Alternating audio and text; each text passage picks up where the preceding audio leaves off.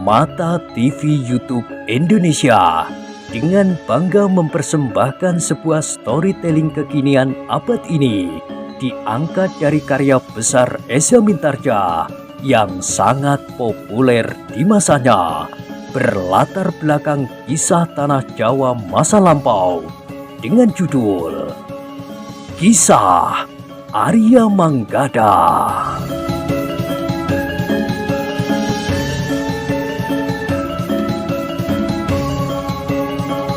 Pada kesempatan yang sangat baik ini, kita masuk pada episode yang ke-24.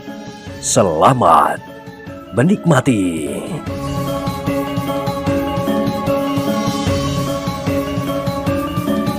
Pada episode sebelumnya telah diceritakan, ketika mereka menjadi semakin jauh, Manggada dan Laksono yang beberapa kali berpaling masih belum melihat orang bongkok dengan kedua ekor harimaunya itu. Bahkan kedua anak muda itu sempat menjadi cemas. Banyak kemungkinan dapat terjadi dalam keributan di padang rumput itu. Para pengawal tentu akan segera berdatangan. Bahkan barangkali para pemimpin dari padepokan yang besar itu telah datang pula. Manggada yang tidak dapat menahan kegelisahannya telah bertanya, "Ki Ajar, bagaimana dengan Ki Pandi dan kedua ekor harimaunya?" "Aku harap mereka akan dapat mengatasi kesulitan mereka," jawab Ki Ajar. Manggada hanya menarik nafas dalam-dalam. Beberapa saat mereka berusaha mengatasi jalan yang sulit dan kadang-kadang gelap di bawah bayangan pepohonan yang rimbun. Namun karena mereka telah beberapa kali melewati jalan itu, maka akhirnya mereka berhasil mencapai rumah Ki Ajar Pangukan. Dengan hati-hati, gadis yang ketakutan itu dibaringkan di dalam rumah kecil itu. Namun ternyata bahwa gadis Ki Wirodadi itu justru telah pingsan. Ia telah menahan guncangan-guncangan perasaan cukup lama, sehingga ketika tumbuh harapan di dalam hatinya karena kehadiran ayahnya itu, justru ia kehilangan seluruh penguasaan diri.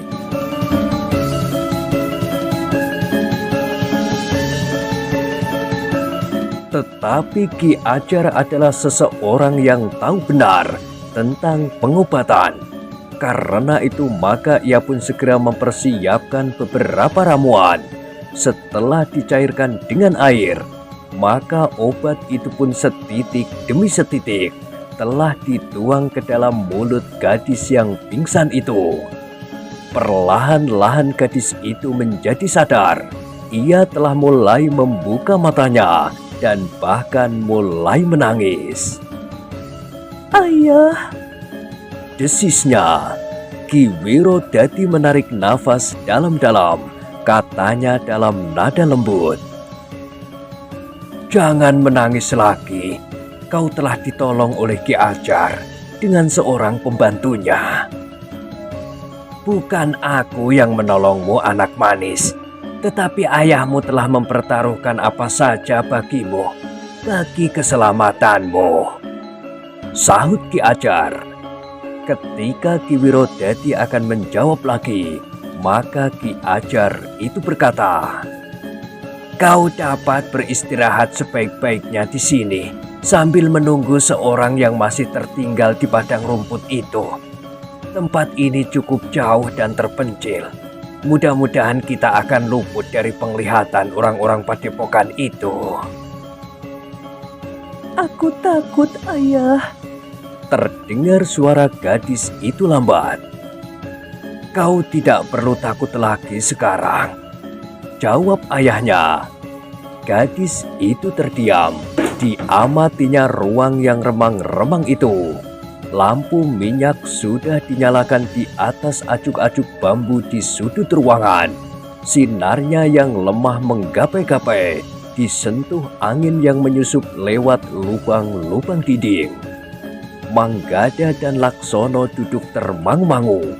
Sekali-sekali mereka menatap gadis yang terbaring diam itu. Kemudian dipandanginya wajah Ki Wirodadi dan Ki Ajar berganti-ganti.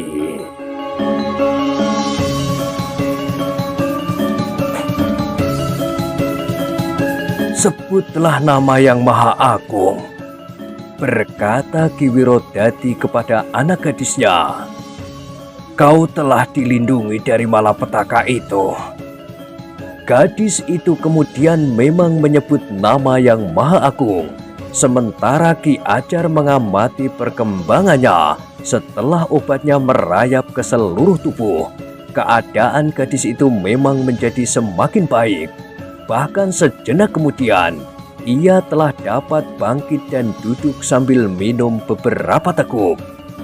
Namun dalam pada itu, pintu lerek rumah itu telah berderit. Manggada dan Laksono dengan sigapnya telah bangkit berdiri.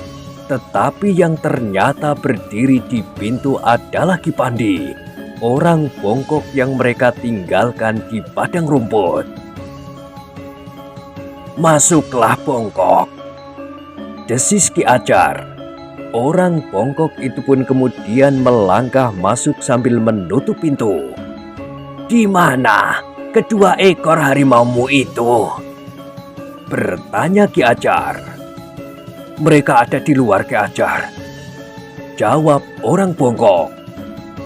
"Bukankah mereka tidak mengalami sesuatu?" bertanya Ki Ajar pula. "Tidak, Ki Ajar," jawab orang bongkok itu. "Syukurlah, duduklah, karena kau yang terakhir meninggalkan padang rumput itu. Barangkali kau dapat memberikan cerita yang tidak kami ketahui," berkata Ki Ajar.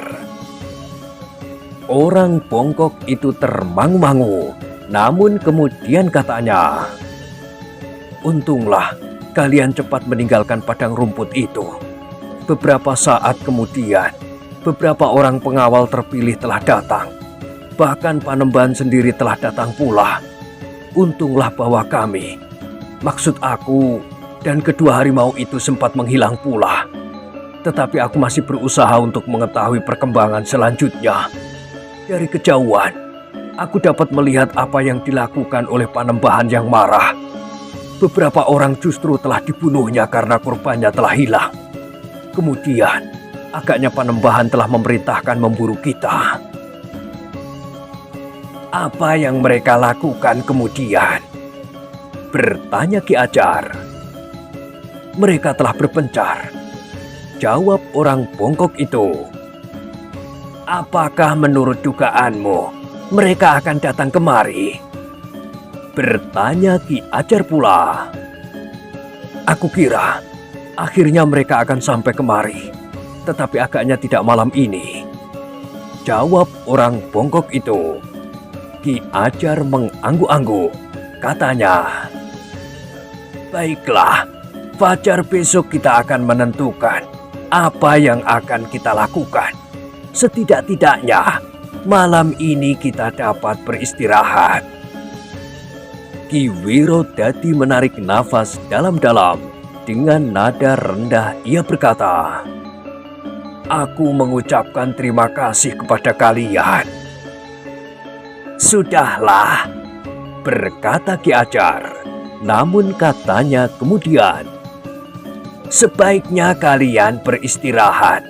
Biarlah aku pergi sebentar. Si bongkok akan menemani kalian di sini." "Ki Ajar akan pergi kemana?" bertanya Ki Wirodadi. "Hanya melihat-lihat keadaan. Tetapi jangan cemas, aku sudah berada di tempat ini untuk waktu yang lama. Karena itu, aku tidak akan mengalami kesulitan," berkata Ki Ajar. Lalu katanya kepada orang bongkok itu, "Aku ajak harimaumu." "Silahkan Ki Ajar," sahut orang bongkok itu. Demikianlah, sejenak kemudian maka Ki Ajar itu telah meninggalkan rumah itu. Sementara orang bongkok itu berkata, Aku akan ke dapur. Air panas tentu lebih baik di malam begini. Sudahlah, berkata Ki Wirodadi. Beristirahatlah. Tetapi orang bongkok itu tersenyum. Katanya, aku kedinginan. Aku akan memanaskan badan sejenak. Sementara itu di atas api aku cerang air. Namun dalam pada itu, Ki Wirodadi sempat bertanya kepada orang bongkok itu sebelum pergi ke dapur. Kemana Ki Ajar itu pergi?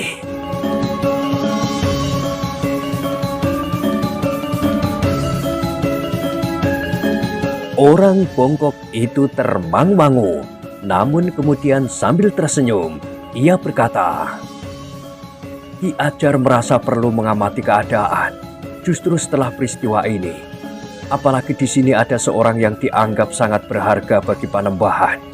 Gadis itu, ia merasa kehilangan sesuatu yang nilainya tidak terbatas. Dengan kegagalannya kali ini, ia harus mengulangi lagi semua upacara korban yang telah dilakukannya. Mengulangi? Ki Wirodadi justru terkejut. Iya, jawab orang bongkok itu. Dengan demikian, berarti bahwa setiap bulan akan ada lagi gadis yang hilang? Bertanya Ki Wirodadi. Orang bongkok itu menarik nafas dalam-dalam. Katanya, kita tentu tidak akan membiarkannya terjadi. Mungkin Ki Wirodadi berpendapat bahwa dengan diselamatkannya anak gadis itu, maka akan berarti berpuluh lagi gadis akan menjadi gantinya. Karena upacara harus diulang sejak permulaan. Mungkin sudah lebih dari 10, 20, atau bahkan 50 orang gadis. Ki Wirodadi menjadi semakin berdebar-debar. Jika demikian, maka dengan diselamatkannya anak gadisnya, berarti 50 orang gadis lain akan mati. Namun orang bongkok itu berkata, tetapi Ki Wirodadi tidak perlu merasa bersalah. Kita sudah mulai. Dengan demikian, kita tidak boleh berhenti di saat ini. Kita harus bekerja lebih keras dan mencegah agar tidak terjadi lagi penyerahan korban seperti ini di kemudian hari. Kematian demi kematian menandai upacara sesat itu harus dihentikan untuk seterusnya, bukan sekedar menyelamatkan anak gadis Ki Wirodadi. Ki Wirodadi mengangguk-angguk. Ia pun kemudian tidak bertanya lagi. Silahkan beristirahat. Aku akan pergi ke dapur, berkata orang bongkok itu. Sepeninggal orang bongkok itu, Ki Wirodadi berkata, ternyata peristiwa ini merupakan satu permulaan dari perjuangan yang panjang. Semula aku kira setelah anak gadisku diselamatkan, semuanya sudah selesai. Tetapi ternyata tidak. Manggada dan Laksono mengangguk-angguk. Dengan nada rendah Manggada berkata, aliran sesat seperti itu memang harus dihancurkan sama sekali Ki Wirodadi. Jika tidak, maka pada suatu saat gadis yang sudah dibebaskan itu akan dapat ditangkap lagi. Ki Wirodadi mengangguk-angguk. Katanya, nampaknya Ki Ajar juga sedang menyusun rencana. Ki Ajar telah membawa kedua ekor harimau itu, berkata Manggada. Ki Wirodadi tidak menjawab, namun nampak di dalam angan-angannya satu perjuangan berat yang masih harus dilakukannya. Ia mulai berpikir bagaimana ia dapat membawa anak gadisnya keluar dari lingkungan itu.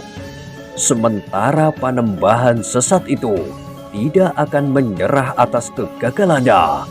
Kemarahannya tentu akan meledak dan bahkan mungkin tidak akan terkuasai lagi oleh kekuatan yang ada di dalam gubuk kecil itu. Panembahan itu tentu akan mengerahkan segenap kekuatannya di malam purnama itu untuk memburu korbannya.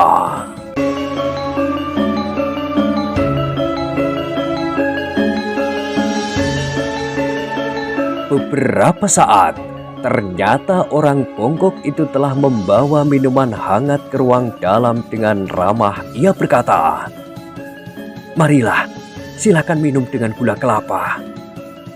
"Terima kasih." Hampir berbareng ketiga-tiganya yang ada di ruang tengah itu menyahut. "Baunya sangat sedap, wedang sereh," desis Laksono. Orang bongkok itu tertawa. Katanya, "Iya, di sini terdapat kebun sereh, bukan saja untuk minuman, tetapi Ki Ajar mempergunakan untuk ramuan obat-obatan." Ki Wirodadi mengangguk-angguk, tetapi ia kemudian mempersilahkan orang bongkok itu untuk duduk bersama mereka. Namun sejenak kemudian, orang bongkok itu berkata, "Masih ada sisa waktu. Aku persilahkan kalian beristirahat. Mungkin kalian masih harus melakukan tugas-tugas penting. Selama anak gadis itu belum keluar dari lingkungan ini, tugas kalian masih berat sekali." Ki Wirodadi mengangguk-angguk.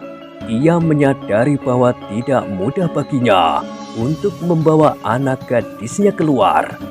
Orang-orang Panembahan itu tentu sudah menutup semua jalan yang mungkin dapat dilaluinya.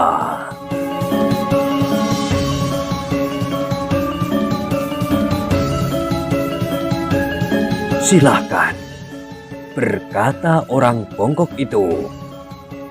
"Aku akan berada di luar."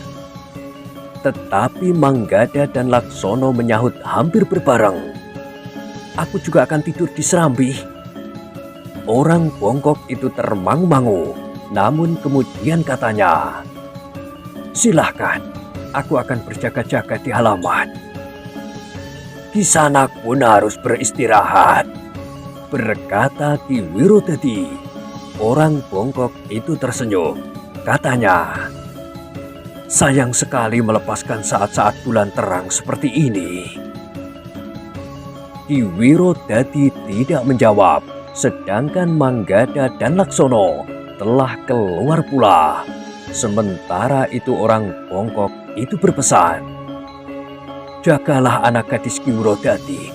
Beri obat sesuai dengan pesan Ki Ajar agar ketahanan tubuhnya meningkat. Mungkin kita akan menempuh perjalanan yang berat dan panjang untuk menghindari ujung jari Panembahan yang garang itu."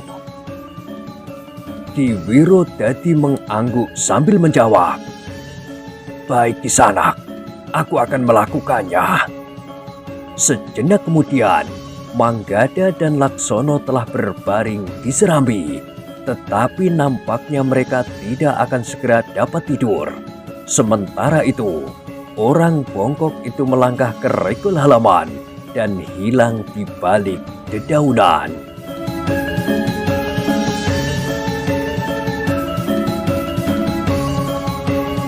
Untuk beberapa saat, Manggada dan Laksono masih saja berbincang tentang peristiwa yang baru saja mereka alami. Kemudian kemungkinan-kemungkinan yang bakal datang. Itulah agaknya yang membuat kedua anak muda itu sangat berhati-hati, sehingga senjata mereka selalu berada di sisinya agar dapat dipergunakan kapan saja. Meskipun demikian, keduanya merasa tidak tenang untuk tidur bersama-sama. Karena itu, mereka membagi sisa malam yang pendek itu. Laksono mendapat giliran untuk tidur lebih dahulu. Baru kemudian, Manggada akan tidur menjelang pagi. Namun ternyata sebelum keduanya dapat tidur nyenyak, Ki Ajar datang bersama orang bongkok yang telah menyongsongnya. Dengan serta-merta, kedua anak muda itu pun bangkit dan duduk di bibir amben. "Kalian belum tidur?" bertanya Ki Ajar. "Belum Ki Ajar," jawab Manggada jujur. "Ada semacam kegelisahan." Tentu, jawab Ki Ajar. Dalam keadaan seperti ini, tentu ada kegelisahan. Ia terdiam sejenak, namun kemudian katanya, "Marilah kita berbicara dengan Ki Wirodadi di dalam." Manggada dan Laksono menjadi berdebar-debar. Mereka memang belum sempat tertidur ketika mereka berdua kembali lagi duduk di ruang dalam.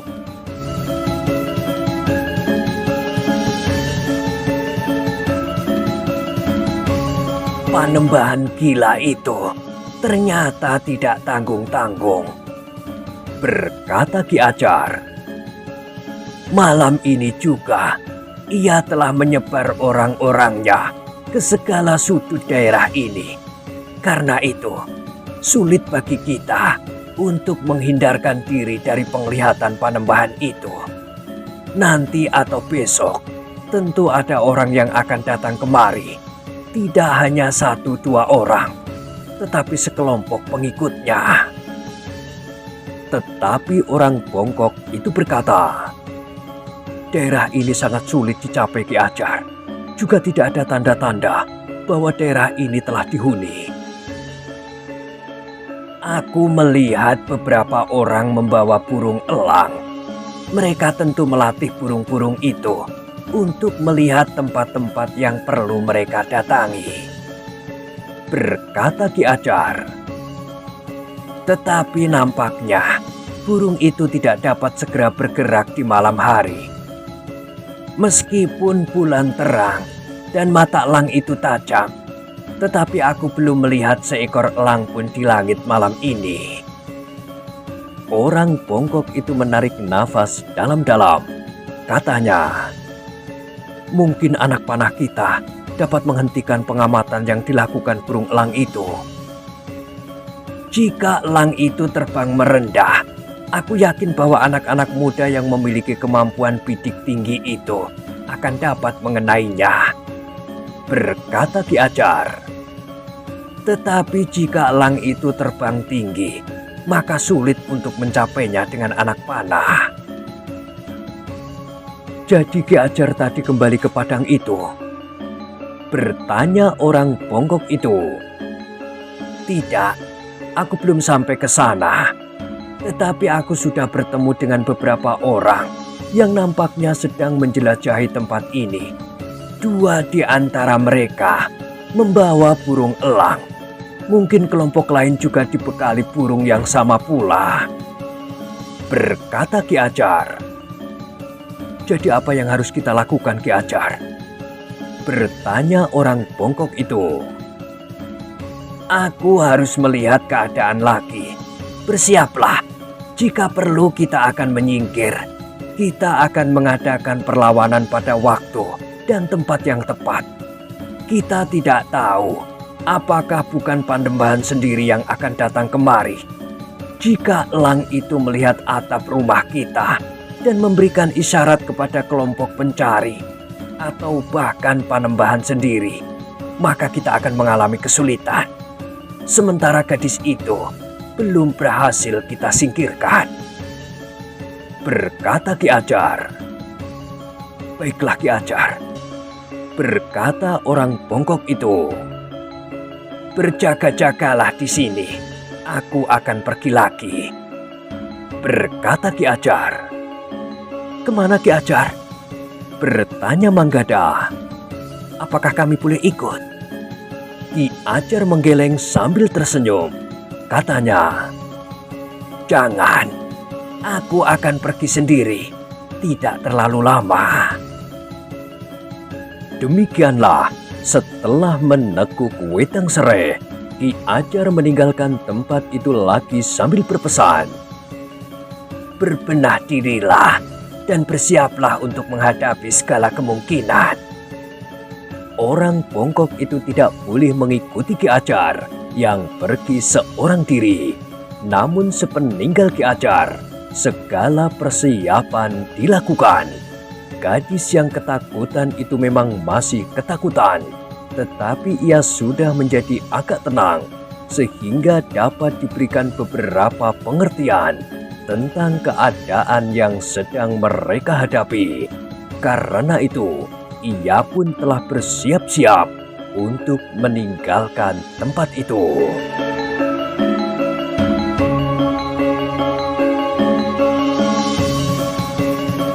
Beberapa saat mereka menunggu dengan tegang. Manggada dan Laksono berada di serambi luar, sementara orang bongkok itu berjalan hilir mudik di luar pagar. Namun tiba-tiba orang bongkok itu terkejut. Dengan cepat ia berlari-lari ke serambi sambil berdesis, "Elang itu!"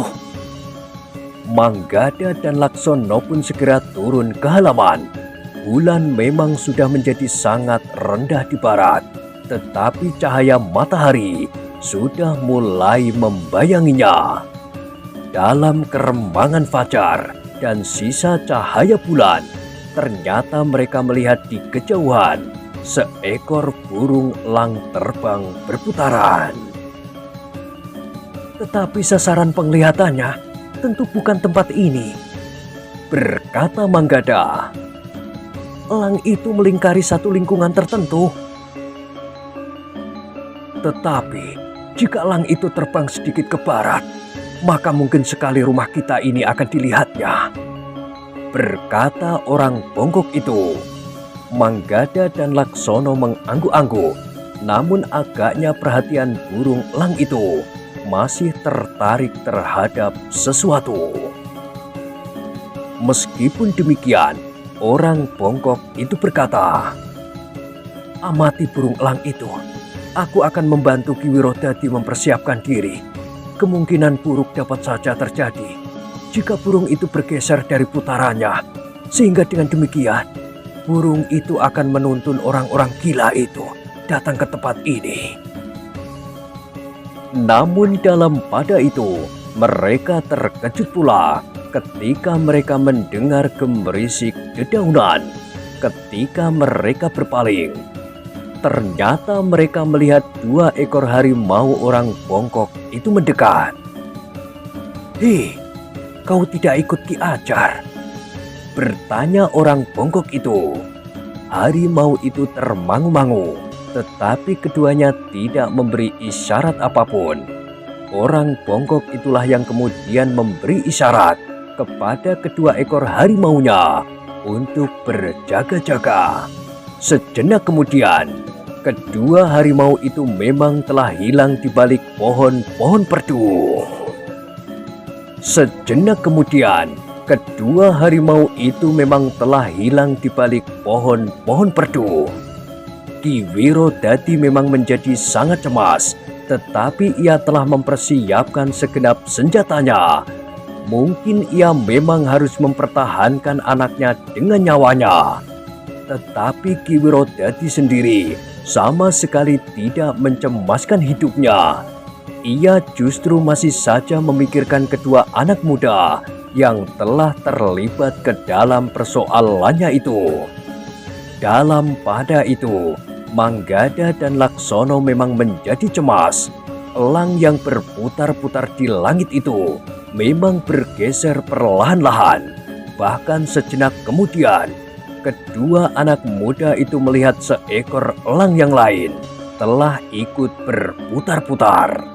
Meskipun kedua ekor burung elang itu masih ada di atas lingkungan yang agak jauh, tetapi kedua anak muda itu pasti bahwa burung elang itu akan melihat pemukiman kecil mereka, rumah, halaman, dan pepohonan.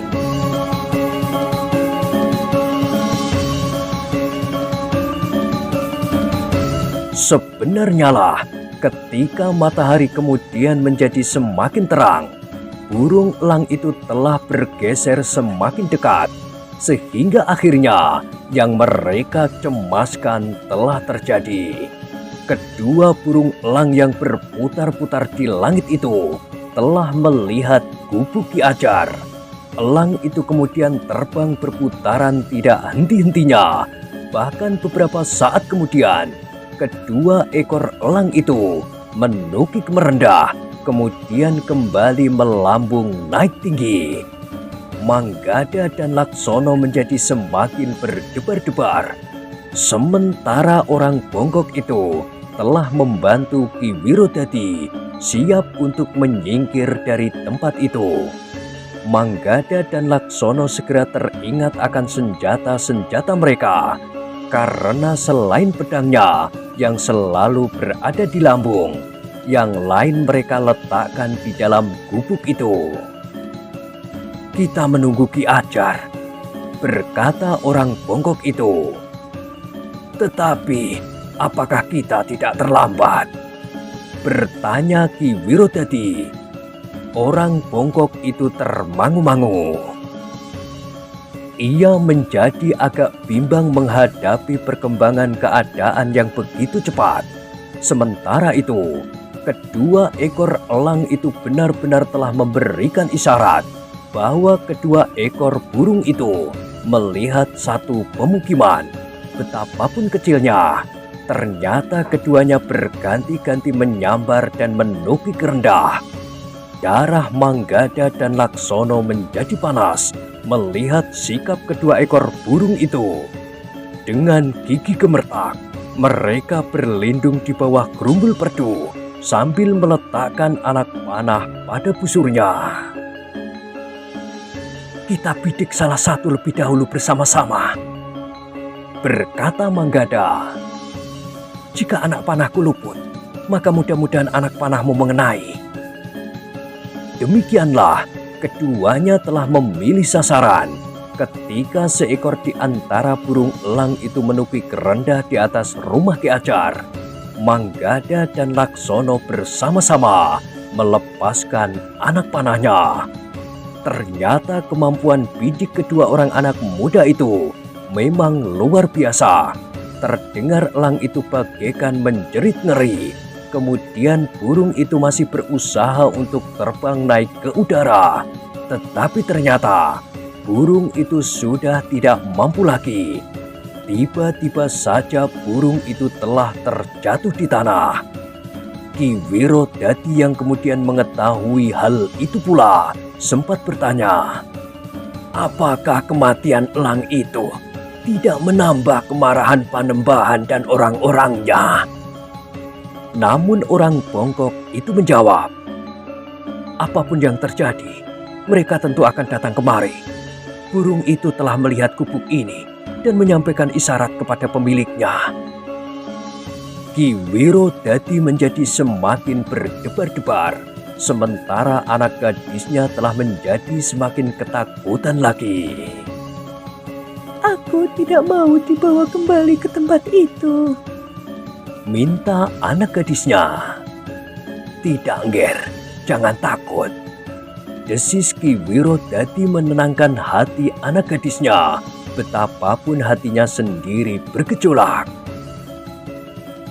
"Kau tidak akan pernah jatuh ke tangan mereka lagi." "Aku akan memilih mati daripada harus kembali ke tempat itu, Ayah," tangis gadis itu. "Jangan takut. Hanya itu sajalah yang dapat dikatakan Ki Wirodadi. Manggada dan Laksono yang telah membunuh burung elang itu sempat mendekatinya. Ternyata kuku-kuku burung itu dilapisi baja-baja runcing. Dengan demikian, burung-burung itu telah dipersiapkan tidak saja untuk mengamati keadaan, tetapi juga untuk berkelahi.